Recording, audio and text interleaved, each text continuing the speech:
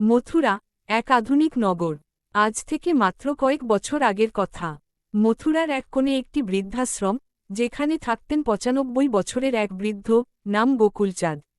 কথা খুব কম বলেন, কিন্তু প্রতিদিন সন্ধ্যায় একটি ছোট্ট বাঁশির সুর বাজিয়ে চোখ বন্ধ করে ভগবান শ্রীকৃষ্ণকে ডেকে ওঠেন। লোকেরা হাসে, কেউ কেউ বলে, এই বুড়ো পাগল হয়েছে, কৃষ্ণ কি আর আসে? কিন্তু বৃদ্ধ বলেন, আমি জানি, একদিন শ্যাম আসবে। আমি ওনার শেষ ভক্ত। দিন যায়, মাস যায়। বৃদ্ধের শরীর ভেঙে পড়ছে। ডাক্তার বললেন, কয়েকদিনের ব্যাপার মাত্র। একদিন মাঝরাতে হঠাৎ আশ্রমজুড়ে অদ্ভুত এক সুর বেজে উঠল, বাঁশির সুর। কেউ জানে না কোথা থেকে আসছে। এক তরুণ ছেলে, গায়ে নীলচে আলোর আভা, হাতে বাঁশি, এসে দাঁড়াল বৃদ্ধ গোকুলচাঁদের মাথার পাশে।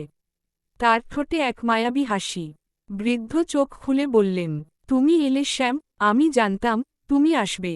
ছেলেটি বলল, আমি কেবল ভক্তির কাছে বাধা পড়ি। তুমি আমাকে ৭০ বছর ধরে ডেকেছ, কি করে না আসি? পরদিন সকালে আশ্রমের লোকজন দেখে, বৃদ্ধ শান্ত মুখে চিরনিদ্রায়। কিন্তু বিস্ময়কর ব্যাপার হল, তার কোলের কাছে একটি ছোট বাঁশি পড়ে আছে, আর তার মুখে এক চিরন্তন হাসি। ভক্তি কখনো বৃথা যায় না। কৃষ্ণ সব শোনেন, সব জানেন। কখন আসবেন, কিভাবে আসবেন, তা শুধু ভক্তিই বুঝতে পারে।